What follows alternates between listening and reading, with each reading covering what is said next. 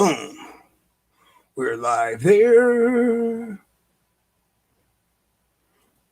Let's get this shared out.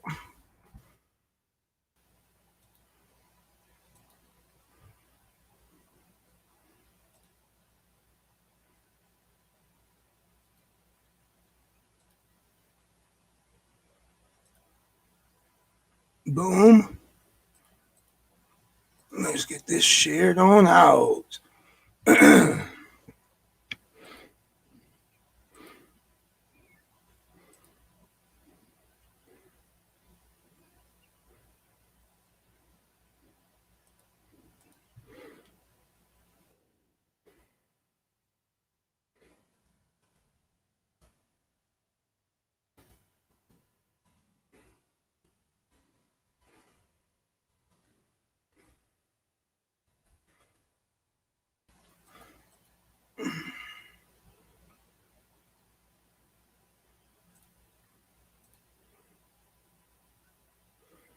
Hello, hello, and hello. What's happening, YouTube? What's happening, TikTok? Let's give this a second. Let's get this breathing on out, and then you know what time it's about to be.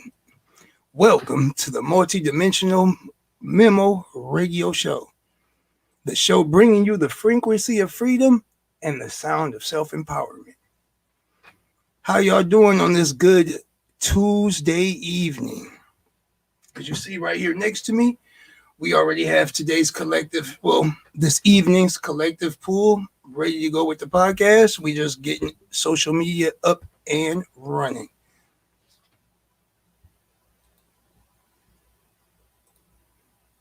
So for those of you watching, whether you're on YouTube or TikTok, tap in the comments. Let us know where you are from.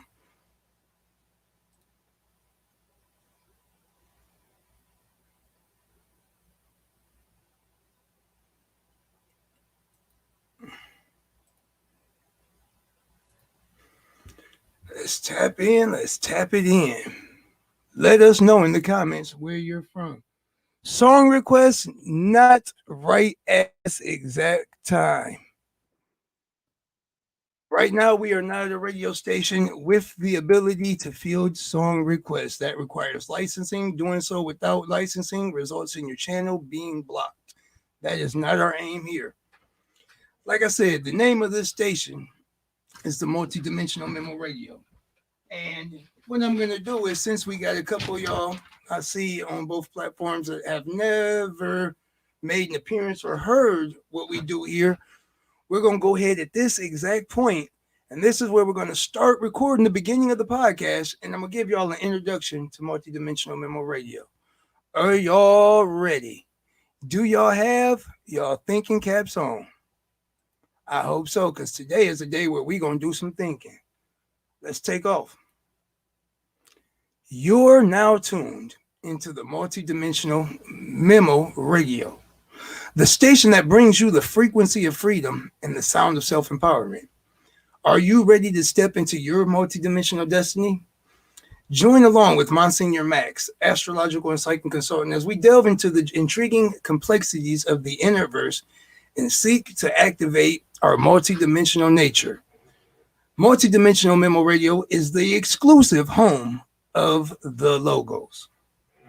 Yes. Now that I got that mouthful up out of me. For those of y'all that's used to watching this, y'all know how we started out. For those of y'all that's new, let me hip y'all. We start these episodes out with a collective tarot pool. Me personally, I like to use a combination of tarot and oracle decks. One of my favorite layouts is a 5-position layout, but in this 5-position layout, we use a multitude of cards. So without further ado, let's jump into this collective pool. So now each position symbolizes something. The first position that we're going to go over, the first group of cards, represents the current situation. Second group of cards represents the past struggles. Third set of cards is the future guidance. Fourth set of cards is the reason and focus for this. The fifth set of cards is the potential outcome. So without further ado, let's jump straight into the current situation.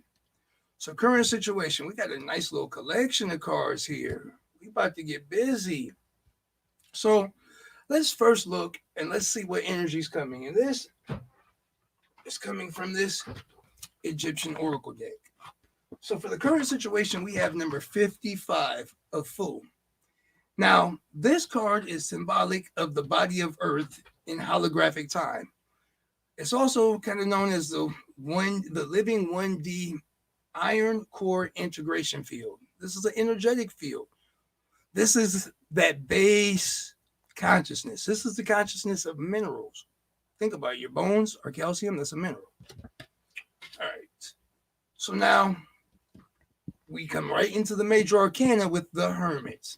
Now, the Hermit, first off, is number 9. We're going to talk about the number 9. The number 9 is symbolic of fruition, things coming together, though it may not be what you do or don't expect. I mean, this is about fruition. Now, the Hermit, this is symbolic. If you go to Carl Jung, the Hermit is symbolic of the animus within the personal unconsciousness. That's right, the personal unconsciousness. Now, remember, Carl Jung divided, the unconsciousness into the animus and the anima. The animus being the unconscious masculine side, the anima being the unconscious feminine side. So this card is symbolic of the unconscious masculine side of your brain, of your thinking. This is that awareness, searching for your inner truth, looking for perspective. This also is symbolic of isolation. And by isolation, this means retreating into yourself.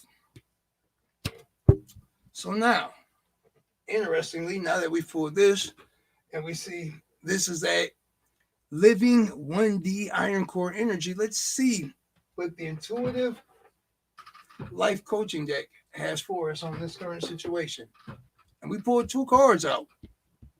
We pulled number 35, Healing with Nature, and number 6, Hibernation. So hibernation, your soul needs time alone for meditation and rest. Meditation and rest. And in healing with nature, your soul yearns to be outside in nature around the healing waters, flowers, and trees. That's an interesting combination because this is telling you to get by yourself. It's telling you to shut out that external world and connect with that internal world. So now, let's move forward. Past struggle time. Let's talk about where the past struggle has been. And excuse me, I got cotton mouth. So for the past struggle, energy-wise, we pulled number 43, Seth Set. Now, this card, this is somebody that's entangled within a bipolar wave of consciousness. They're enmeshed within fear. They're enmeshed within chaos. They're enmeshed within power over that type of a consciousness. So let's see where we went from there. I love when it pops out 2 of them, especially when them 2 of them is smacking. So we got number 2, the 2 of Swords. So now swords, this is about thinking. This is an air element. See how this person is blindfolded? It's a difficult decision. 2s are about dualities and dichotomy, things coming together, opposite, polar opposites, integration of them. So now with the moon. Now the moon is an interesting card because first off, number 18. So numerology says number 9. This is fruition again. But specifically, this is the balance of your ID, your ego, and your superego in the collective unconscious realm. So this is kind of that getting past that scarcity mindset, getting past that power over mindset, getting past that duality. You've been stuck within this duality. So let's see what the Intuitive Life Coaching Oracle has for us. This duality it became an obsession. It's time to get out of your head and back into your heart. Get out of your head, get out of the programming, and get back to the spirit of you. Get back to your life force energy. and limiting beliefs. This situation calls for reprogramming your belief system. Didn't we just say we got to get out of our head? That's because we then had some messed up and jacked up programming that we got to get past. We got to get past it. So now let's go to future guidance. Future guidance energy. We have number 12, Kekuit Kuku. This is symbolic of a magnetic feminine energy. This is an energy that's within cohesion and attraction. It's a gravity force. This is about bringing what you want to you. Uh-oh. I like when mom get like this. 2 of Cups. Now, tools, we just talked about this. This is duality, dichotomies. Cups are a water element. This is your feelings. Specifically, a 2 of Cups, it's about unity and partnerships. So you're learning how to bring in them partnerships. And how are you going to do it? According to the Intuitive Life Coaching Deck, generosity. Generosity. Giving from your heart with no strings attached is what is needed now. Well, that seems like a nice roundabout way of putting out the terms be authentic. Be authentic. When you're your authentic self, you're going to attract your tribe. Your authentic vibe will attract your tribe. Reason and focus. Let's take off. Number 48. Quebsunef. Quebsunef. This right here, this is about a cleansing flow. In order to force things to a head, you got to put pressure to them. Like, think about how you would pop a pimple. I put pressure to it, right? They say that pressure busts pipes or creates diamonds. This is about that diamond creation pressure. Now, I love what came out here. I love this. I love it. Because here we have the high priestess and the emperor. The high priestess symbolizes the anima, the unconscious feminine side, the emperor, the animus, both in the collective consciousness. This is the active awareness. So the high priestess, this is about intuition, gnosis, divine guidance. And the emperor symbolizes having power, being a ruler, aid coming in. This is that double confirmation. This is that triple down confirmation that if you start listening to your intuition, that guidance and that aid, it's going to come in to help you create your optimal reality. Reason and focus is the journey. You're here to experience the wonderfulness of learning to be a creator. You are learning that every challenge you face has a hidden gift inside. They say that the strongest battles were given to the strongest situations were given, or the most difficult situations were given to the strongest souls. Let's go. Outcome. Energy wise. Now this, I love this. I love how this popped out.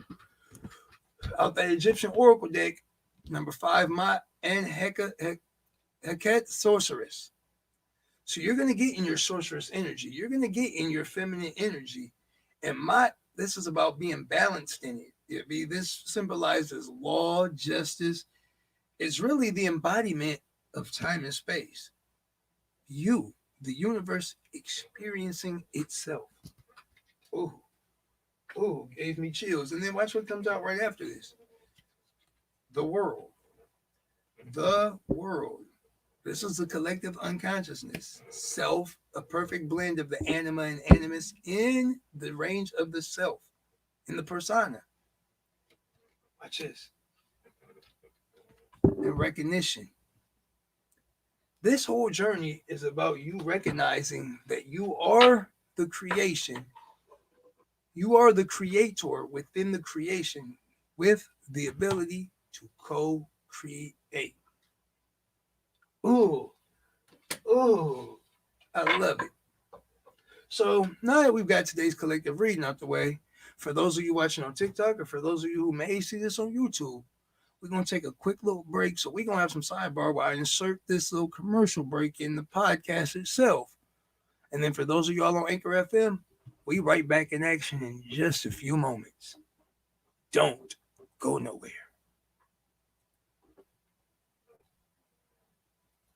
What's happening, y'all? What's happening? I see somebody say, yo,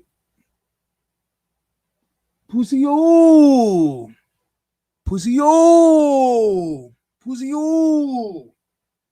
Whatever the hell they got me saying. Somebody on TikTok clowning. All right.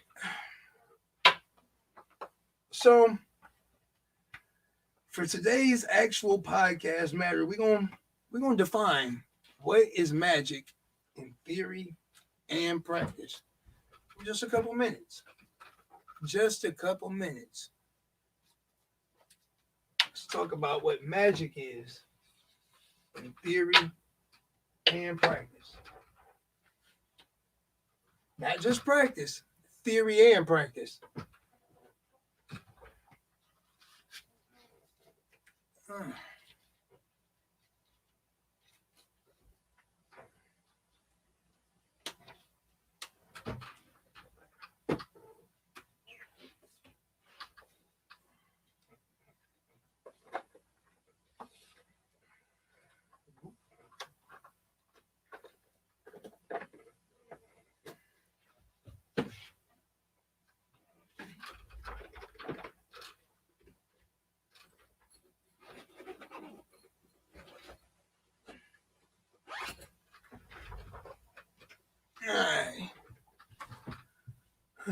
Let's see here. We ready to go back at it? Round two. We ready for this one? Round two. Pull this up. Let's take off.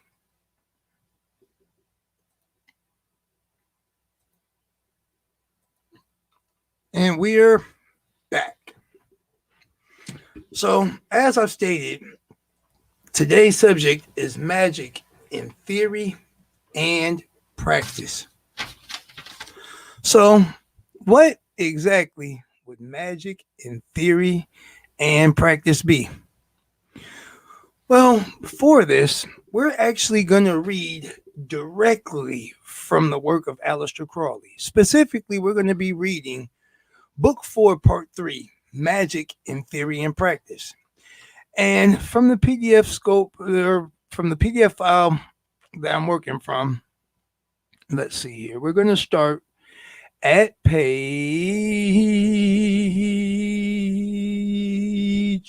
this says 6. This book is for all, for every man, woman, and child. My former work has been misunderstood and its scope limited by my use of technical terms. It has attracted too many dilettante and eccentrics, weaklings seeking in magic, M-I-G-C, an escape from reality.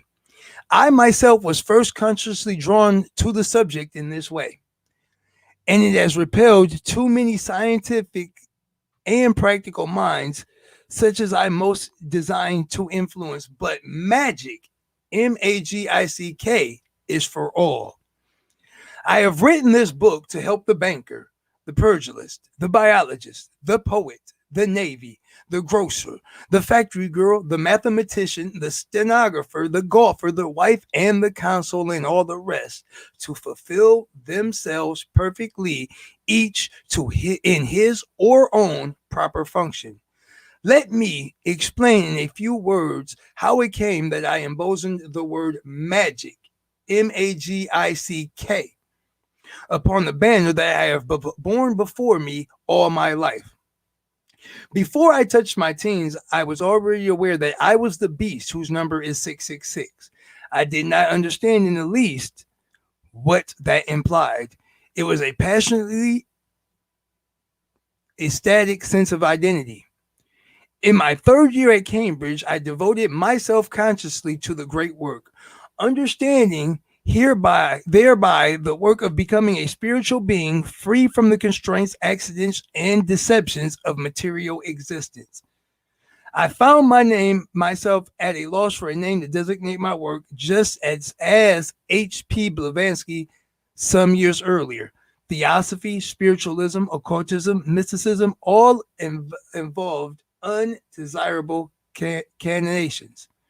I therefore chose the name Magick, Magick, as essentially the most sublime and actually the most discredited of all the available terms. I swore to rehabilitate magic, to identify it with my own career and compel mankind to respect, love, and trust that which they scorned, hated, and feared. I have kept my word.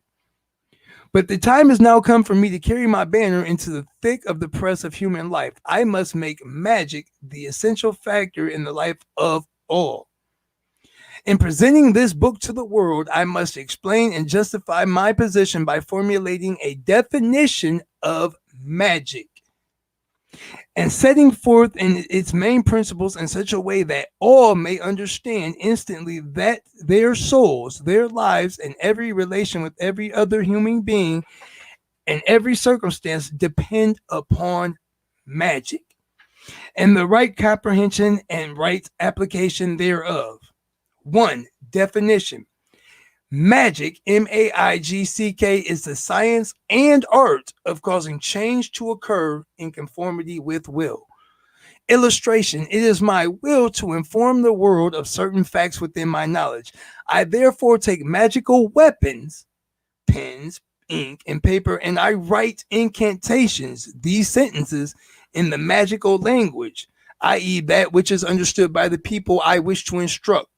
I call forth spirits, such as printers, publishers, booksellers, and so forth, and constrain them to convey my message to these people.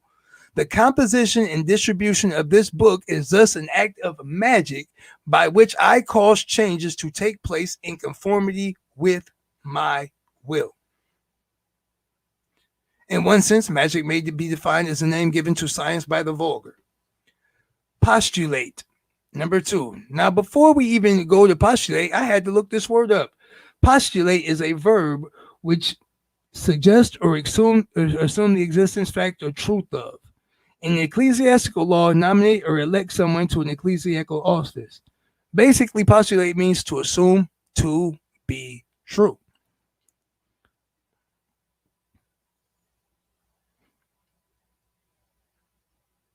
Any required change may be affected by the application of the proper kind and degree of force in the proper manner, through the proper medium to the proper object. Illustration. I wish to prepare 1 ounce of chloride of gold. I must take the right kind of acid, nitrohydrochloric and no other, in a vessel that will not break, leak, or corrode in such a manner as to not produce undesirable results, with the necessary quality of gold and so forth. Every change has its own conditions. In the present state of our knowledge and power, some changes are not possible in practice. We cannot cause eclipses, for instance, or transform lead into tin or create men from mushrooms. But it is theoretically possible to cause any change of that which object is capable by nature, and the conditions are covered by the above postulate. 3. Theorems. Every intentional act is a magical act. See definition above. By intentional, I mean willed, but even unintentional acts are not seemingly as truly so. Thus, breathing is an act of the will to live. Number 2, every successful act has conformed to the postulate. Every failure proves that one or more requirements of the postulate have not been fulfilled. 4, the first requisite for causing any change is through qualitative and quantitative understanding of the conditions. Number 5, the second requisite for causing any change is the practical ability to set in right motion the necessary forces. Number 6, every man and woman is a star. Number 7, Every man or woman has a course depending partly on the self and partly on the environment, which is natural and necessary for each. Anyone who is forced from his own course, either through not understanding himself or through external opposition, comes into conflict with the order of the universe and suffers accordingly. Number 8, a man who is conscious, whose conscious will is at odds with his true will, is wasting his strength. He cannot hope to influence his environment efficiently. Number 9, a man who is doing his true will has the inertia of the universe to assist him. Number 10, nature is a continuous phenomena, though we may not know in all cases how things are connected. 11, science enables us to take advantage of the continuity of nature by the empirical application of certain principles whose interplay involve different orders of idea connected with each other in a way beyond our present comprehension. Number 12, man is ignorant of the nature of his own being and powers. Even his idea of his limitations is based on experience of the past, and every step in his progress extends his empire. There is therefore no reason to assign theoretical limits to what he may be or may not do. Ooh, this is getting good. Number 13, every man is more or